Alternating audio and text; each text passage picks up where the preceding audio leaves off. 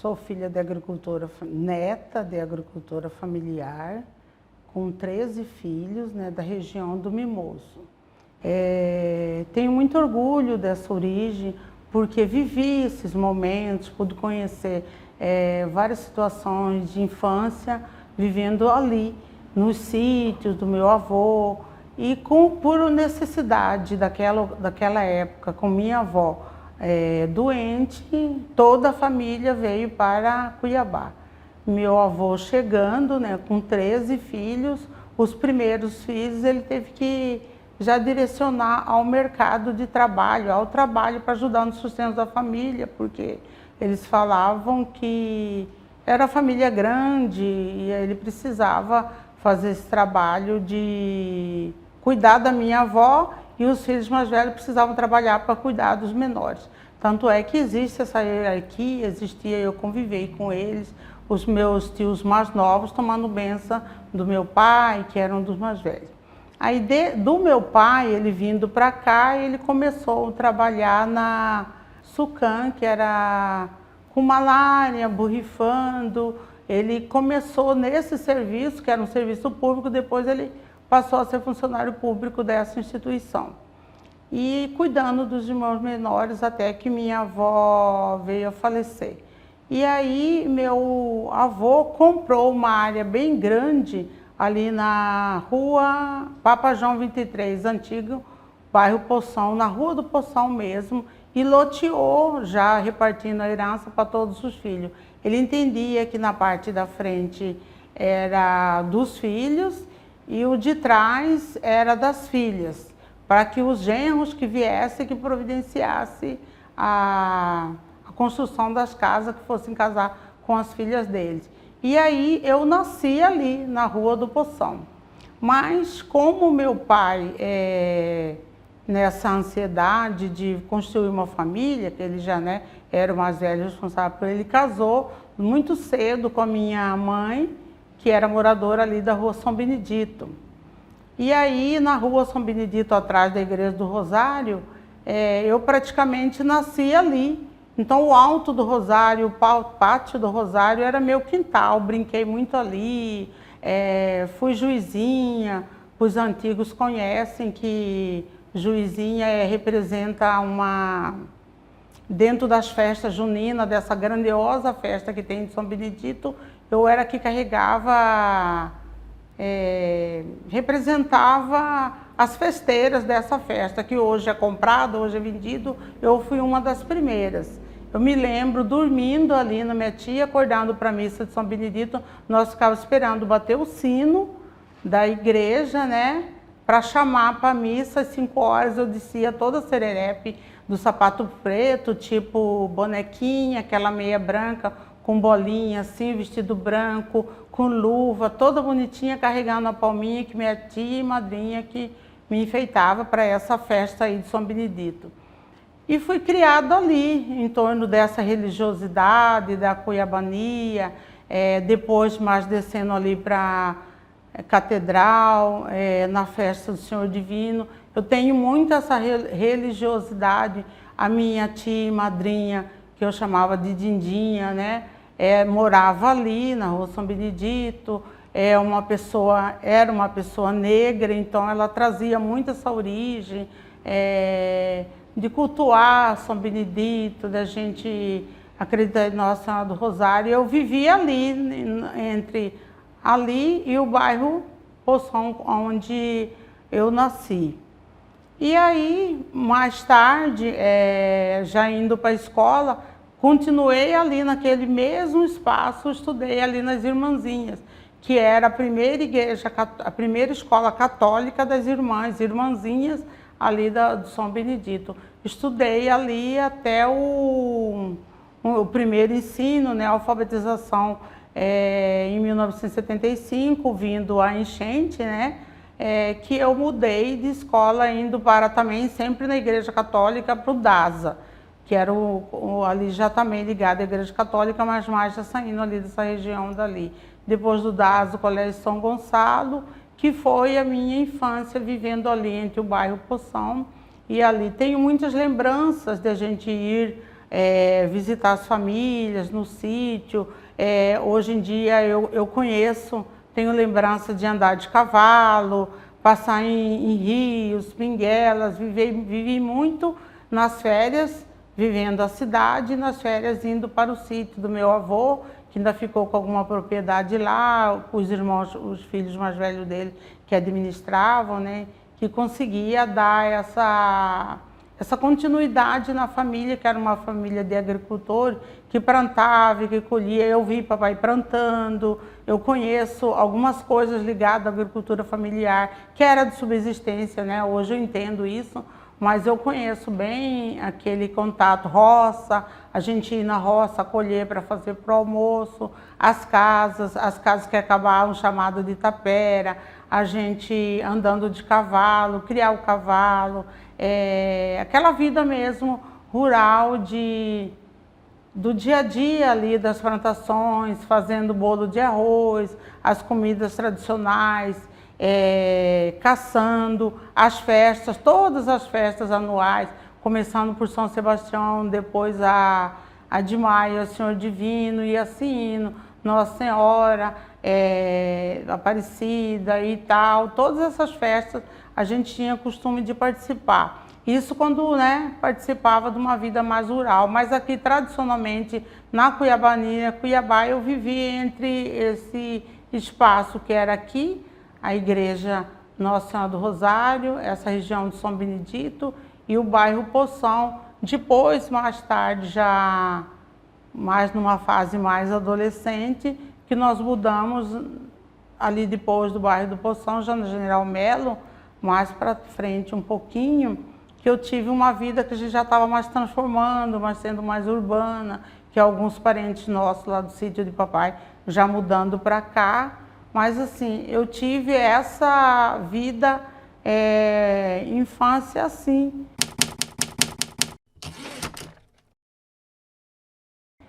Sofri um pouco com o meu nascimento. Eu lembro a mamãe contando, por eu ter sido filha de mamãe, como era aqui, cuiabana aqui, já indo para essa questão do racismo, né, desse preconceito, porque eu nasci clara e eu tinha o cabelo, segundo minha mãe falava, era claro, era mais para loiro.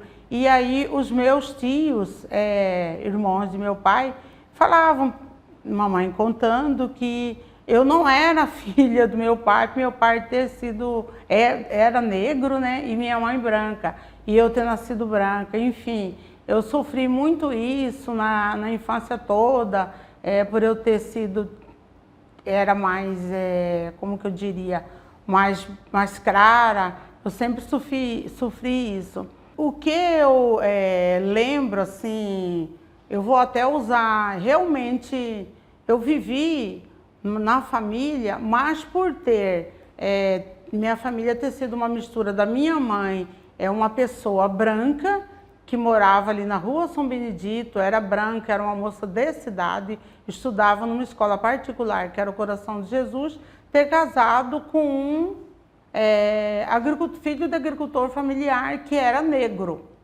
Então ficou essa mistura assim. O que eu sofri bastante, o que eu vi, foi esse preconceito voltado para essa mistura da minha mãe com meu pai. Nesse sentido, eu via a minha mãe falando nas visitas que ia no sítio, dos meus tios, que eram todos negros, várias pessoas criticando eles, o cabelo deles, como era um cabelo que estavam fedendo a óleo de mamona, quando eles passavam no cabelo. Eu vi várias cenas assim, nas festas de sítio, essas festas que eu falo anterior, quando tinha os bailes, eu via as pessoas brancas falarem dos meus familiares, dos meus tios de papai, que eles estavam assim, com os cabelos que esticavam, usavam óleo de mamona para esticar o cabelo, que era um óleo que era caseiro, feito da mamona. Mamãe falava também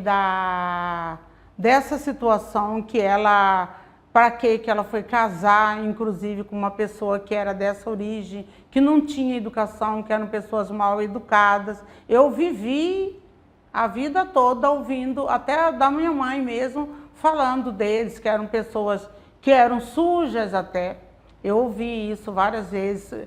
Eu não entendia essa distinção, por que que minha mãe tratava assim. E a minha mãe falava isso.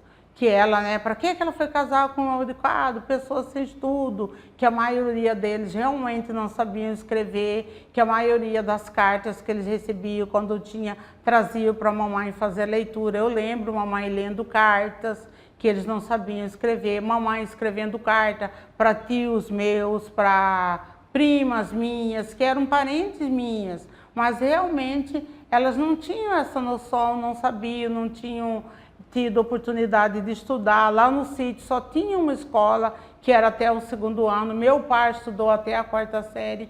Então, assim, eu lembro bastante dessas questões, desse preconceito. Essa própria tia minha que morava aqui na cidade, tios meus do lado da minha mãe criticando os tios meus do lado do papai. Eu vivi essa dualidade, eu vivi isso mais forte. Que eu me lembro mais assim na minha vida, no cotidiano, era isso. Sem ter uma compreensão melhor. Hoje eu já vim entender, né, trabalhando com a agricultura familiar, já compreendo mais essas questões, como que essas origens, a religiosidade também era um problema, porque eu lembro, meu pai, ele procurava levar a gente para uma situação de uma religião de matriz africana.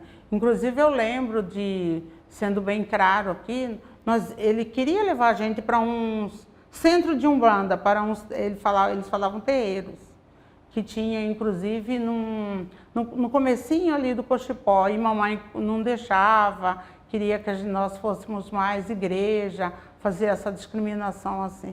Então eu lembro bem papai frequentando uma situação e mamãe deixando a gente, querendo que a gente fosse para outra. Eu acho que nós avançamos um pouco. Eu vejo que a gente até está falando de um Estado laico, né? A gente vê que temos mais um espaço de oportunidade.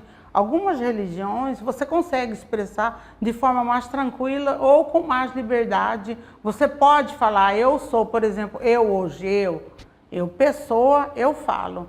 Eu tenho um pé, vamos dizer assim, numa religião de matriz africana. Eu frequento um centro de Umbanda. Eu falo, há 5 anos atrás, eu escondia isso. Eu não conseguia falar em família. Para minha irmã, não conseguia falar para os meus irmãos, eu não conseguia falar isso. Hoje eu falo até onde que dou endereço, tudo tal. Eu vejo assim, isso não é o meu empoderamento, eu enquanto mulher, eu com liberdade, eu que tenho meu emprego, meu salário, minha casa.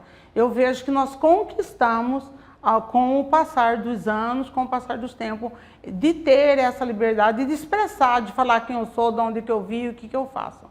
Mas ainda passamos por isso, ainda sentimos esse preconceito, ainda temos esse preconceito muito forte, muito marcante em nossa sociedade.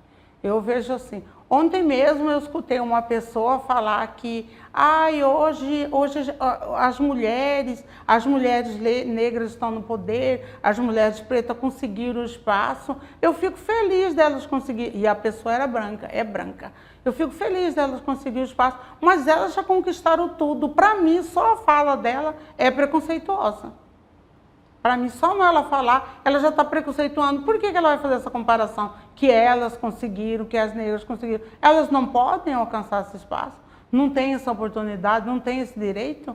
Por que ela fala assim, ela sendo branca? Então, para mim, é uma forma de preconceito também. Infelizmente, algumas coisas, algumas falas, as pessoas até naturalizaram esse preconceito. Falam de forma natural, porque elas já automaticamente acabam preconceituando tudo que vem pela frente. Eu vejo assim.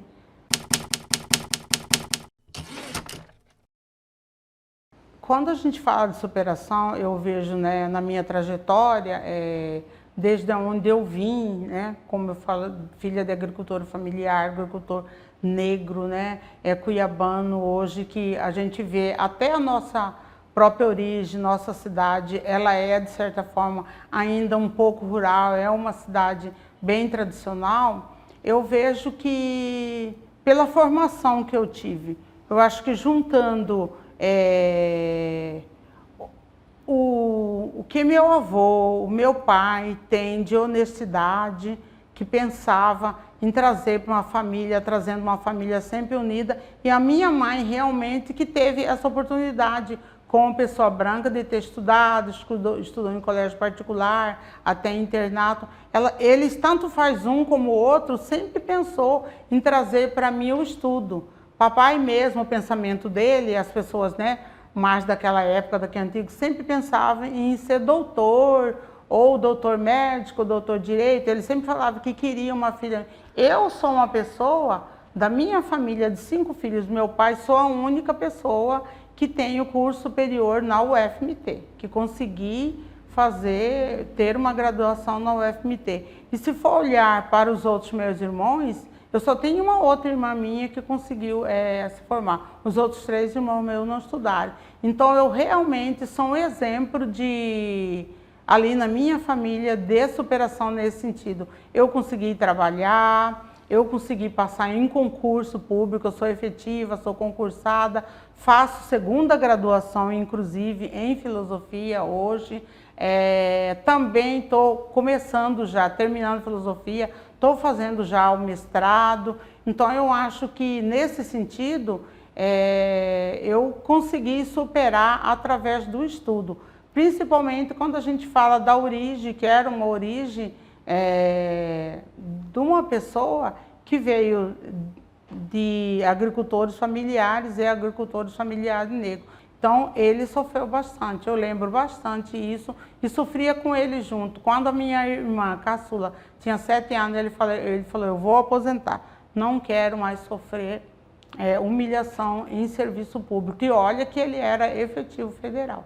Então, nessa experiência profissional, a gente sofre as dificuldades. Eu, enquanto passei, né, por 2 casamentos, me chegar até aqui, passei por 2 casamentos e no segundo eu sou viúva. Hoje eu sou viúva.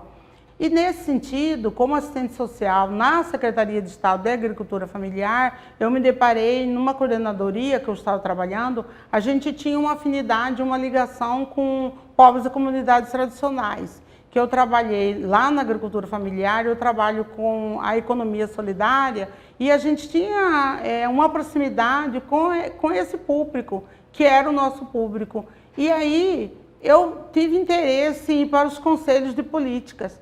Um dos conselhos que eu estive foi o Conselho de Igualdade Racial, que é o CEPIR, o Conselho de Povos e Comunidades Tradicionais, para me aproximar realmente dessas questões, na busca de tentar minimizar ou fazer alguma coisa que pudesse contribuir ou ajudar esse público, né? Essa comunidade, que é, para mim, uma forma de você acabar intervindo, já que a gente estava ali nessa coordenadoria que eu trabalhava, era com associações coletivas, organizações coletivas. Aí, indo no conselho, eu tive a oportunidade de também estar no Conselho do Direito da Mulher. E no ano passado, 2023, eu fiz um trabalho antes do ano passado, eu ajudei o CEPIR numa organização muito forte de encontro de mulheres negras.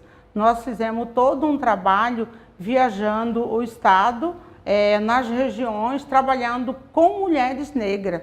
Nós fizemos diversos encontros de mulheres negras e também indo mais além disso, no Conselho da Mulher, levando a questão do combate à violência doméstica, não só com as mulheres negras, mas com todas. Nós fizemos uma viagem em 123 municípios de Mato Grosso, dos 141, levando conhecimento às mulheres do campo, às mulheres das águas e às mulheres das florestas. Porque a gente entende, ou entendíamos, né, e continuamos pensando que é assim, que essas mulheres elas têm as dificuldades do acesso a essas políticas, a orientações, a informações. Então, a gente, indo até elas, a gente consegue levar o mínimo de informação, o mínimo de oportunidade delas saírem dessa situação que elas encontram, não só de violência, como de falta de acesso mesmo, falta de oportunidade, numa perspectiva de mais tarde elas conseguirem terem um empoderamento onde elas possam realmente construir um futuro melhor e sair dessas situações onde elas se encontram.